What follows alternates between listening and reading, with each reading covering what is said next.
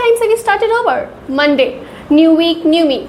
You make the list, you set the alarm, you download the app, you buy the journal, and then Thursday happens. You hit snooze, you skip the workout, you tell yourself I will start again on Monday, and then Monday comes and you do the whole thing again. The list, the alarm, the journal, the promise. Sounds familiar? Yeah, I thought so. You are not failing because you are lazy. You are failing because you were taught a version of discipline that was never ever designed for the way you actually live. You were taught that discipline means gritting your teeth, pushing through, feeling nothing, suffering in silence and calling it strength. That if it doesn't hurt, you are not trying hard enough.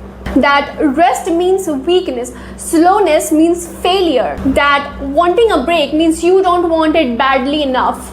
And so you go hard.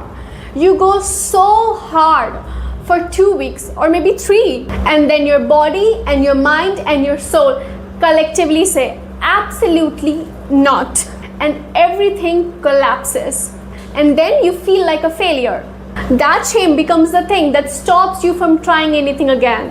But what if the problem was never you? What if the problem was the system? Hear me out, because by the end of the video I am going to completely change the way you think about discipline. Not just what it means, but how it feels. And trust me, it's going to feel so much better than what you have been putting yourself through. Hello beautiful people, my name is Juhi. Welcome or welcome back to my channel.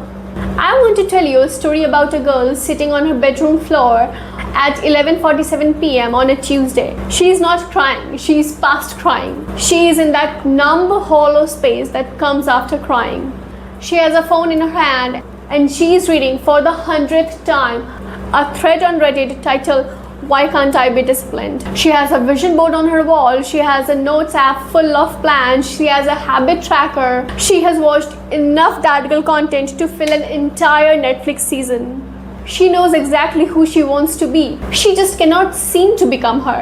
She is exhausted, not just physically, but emotionally as well. She is tired of being inspired and then disappointed. She's tired of starting over. She's tired of the gap between who she is and who she wants to become. And the worst part? She looks at other girls who seem to have it together. Girls who post their morning routine and their clean desks and their completed to-do lists. And she doesn't just feel jealous, she feels defective. That girl was me. Burned out, confused, and genuinely convinced that I wasn't built for the life I wanted. And I know what you're thinking. Oh great, another person who figured it out and now has a YouTube channel about it. I hear you, but I promise this isn't that kind of story. Because I didn't wake up one day with all that. I stumbled. I tried things that failed. I read books that made me feel worse. I followed online coaches who told me to just do the hard things, but somewhere in that mess, I found something that actually worked. Not a hack, not a system, not a perfectly formatted morning routine, a philosophy. And that's what this whole video is about. But before I tell you what changed, I need to show you exactly what was breaking in the first place. Because if you don't understand the problem, you will never stop repeating it. Let's talk about hustle culture, because I think it has genuinely broken an entire generation of women. Somewhere between 2015 and now, we absorbed this idea that the most disciplined version of you is the one that sleeps the least, rests the least, feels the least, and produces the most. We watched billionaires talking about working 80 hours a week like it was inspirational.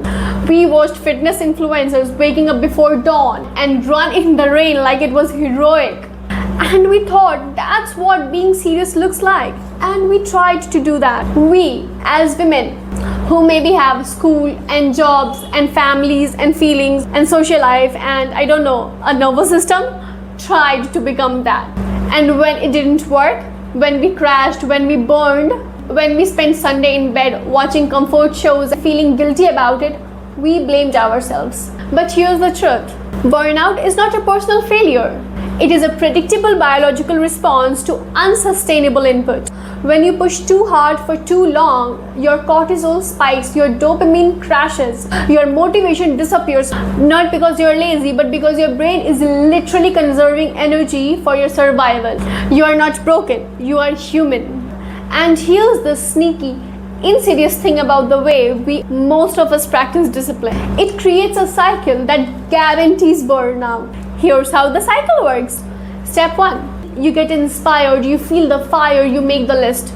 Step 2, you go all in every day, maximum effort, all or nothing. Step 3, life happens, or you have a bad day, or maybe you get tired, you slip. Step 4, you feel like a failure, shame spiral. Step 5, you quit completely. Because if you can't do it perfectly, why do it at all? Step 6, and weeks later, you get inspired again and the whole cycle begins. Sounds familiar to me because I lived it for years. And the worst part about this cycle is not exhaustion. It's what it does to your belief in yourself. And that belief becomes the wall between you and the life you want. And here's what I discovered. The problem isn't your follow through.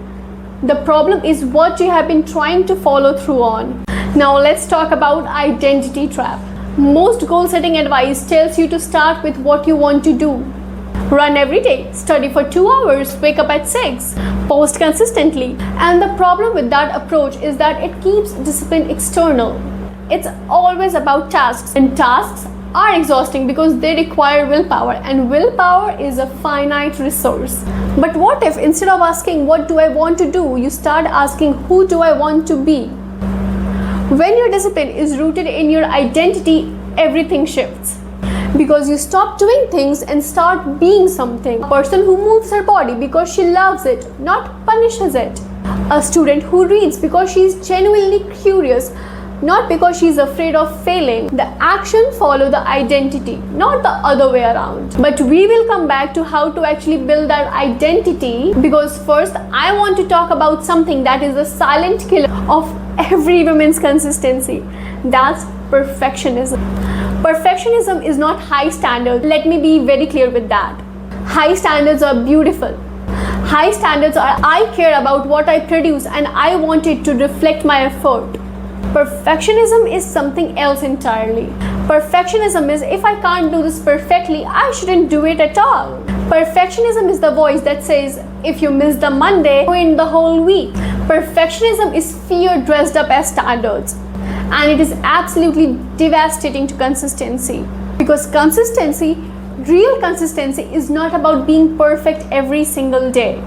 Consistency is about coming back over and over and over again.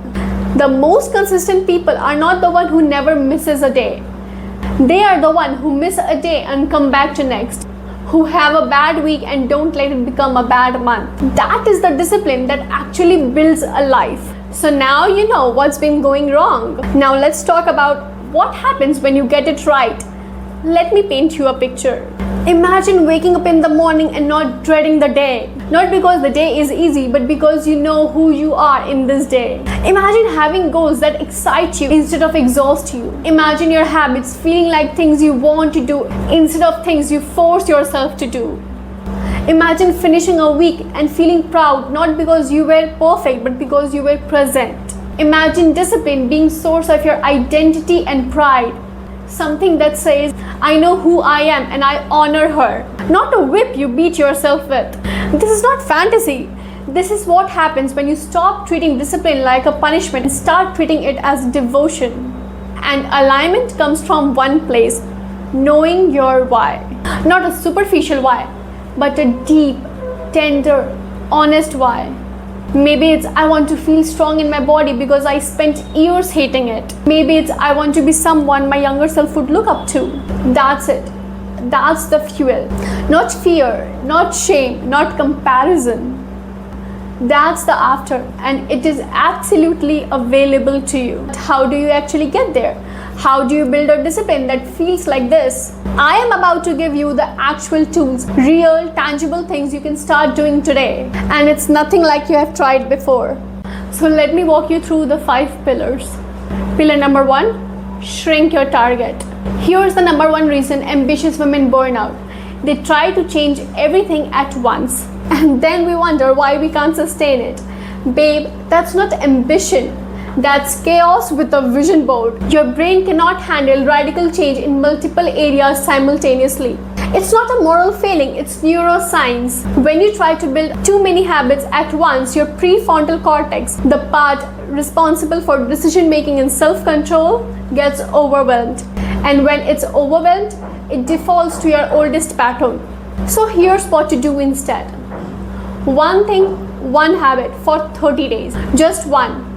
Pick the habit that if you did consistently would have the biggest positive impact on your life right now. Not the most impressive habit, not the habit you think you should want, the one that will actually shift something. For some people, that's 20 minutes of movement. For others, it's going to sleep before midnight. One thing, 30 days. Then you add the next thing. I know, this approach feels embarrassingly slow, but that is exactly why it works. Pillar number 2, design for your worst day, not for your best day. This is the one that will save you. Most people design their routines for the version of themselves who has slept 8 hours, has zero stress, no obligations, full energy and maximum motivation. And then they are shocked when their routine collapses on hard days. Ask yourself, on a day when I'm exhausted, overwhelmed and running on empty, what is the absolute minimum I can do to stay in the game? Maybe your workout goes from 45 minutes to a 10-minute walk. Maybe your study session goes from 2 hours to 20 minutes. The point is, you showed up. You did something. Something keeps the identity alive. Something is what separates the person who builds their life from a person who restarts their life every Monday. Let me be very clear. A 10-minute workout on a terrible day is not a compromise. It's an act of self-respect. It is you saying, I am still here. I still care about myself even when everything is hard. That matters enormously. Stop measuring your discipline by best days and start measuring it by how you show up on your worst. Pillar number 3, make rest a non-negotiable, not a reward. Oh, this is going to make some of you uncomfortable. We have been conditioned to believe that rest is earned, that you deserve to relax only when you have been productive enough, disciplined enough, good enough. That enjoyment is a reward for suffering. That is not just wrong, it is actively harmful. Rest is not a reward, rest is a requirement. Your brain and your body do not function without recovery. Sleep, downtime, play, these are not lazy indulgence. They are the infrastructure of a sustainable life. When you deprive yourself of rest, you're not being disciplined, you are being inefficient. I want you to hear this. You are allowed to rest without earning it. You are allowed to have a slow evening without feeling it like a failure. Not only are you allowed, you are required to, because you are a human. So we have talked about building smarter, designing your bad days, and reclaiming rest. Now let's talk about the thing that will make or break all of it. Your relationship with failures. Pillar number 4, rewrite your relationship with failure. Let me ask you something. When you miss a day, when you skip the workout or don't study, what is the story you tell yourself? For most of us, that story sounds like, I am so weak, I have no self-control, I am such a failure, I will never change. And here's the devastating irony. That story is more damaging than the missed day itself. Missing a workout won't ruin your fitness, but 3 days of shame-induced paralysis might. You need to completely revolutionize the way you respond to imperfection. The new story is this: I missed a day. That's information, not identity. That single shift from shame to curiosity will do more for your consistency than any system could ever. So the next time you fall off, and you will because you are a human, I want you to treat yourself like the way you would treat your best friend. You wouldn't scream at her, you would pick her up. Be that friend to yourself. And yes, I am fully aware that telling you to be kinder to yourself in a video about discipline sounds like a contradiction, but that's kind of the whole point of everything we have talked about today. Pillar 5, anchor your habits to identity, not outcomes. But here's the cost of starting Monday. It costs you today. Every day you wait is a day you are not becoming who you want to become. And the longer the gap grows, the harder it feels to close. Not because you failed, but because delay feeds doubt. And here's a spoiler. Later doesn't mean safer. Later means later. There's no upgraded version of you waiting on Monday with more willpower. The person who will do it is you, right now. Sometimes it's not laziness, not even the wrong strategy or system.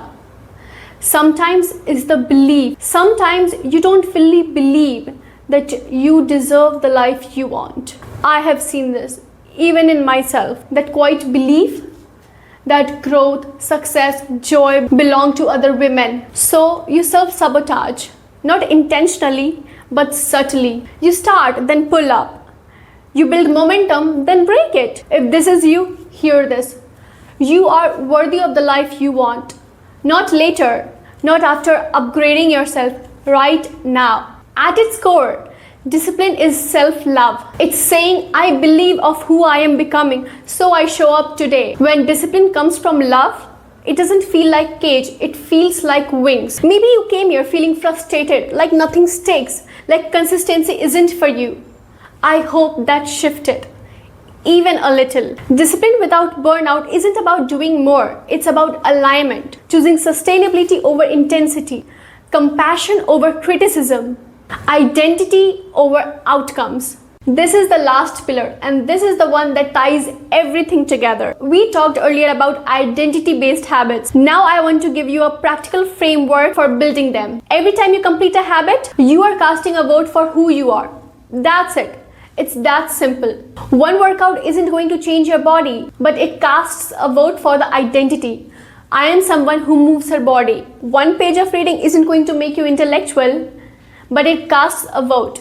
I am someone who learned. And here's the magic. Once the identity solidifies, the habit almost becomes automatic. So here's the exercise. And I want you to actually do this, not just nod along. Write this sentence. I am the kind of woman who, fill in the blank with the identity you want to build, who you want to be. I am the kind of woman who takes care of her body, who finishes what she starts, who shows up even when things are hard, who believes in herself. That's it.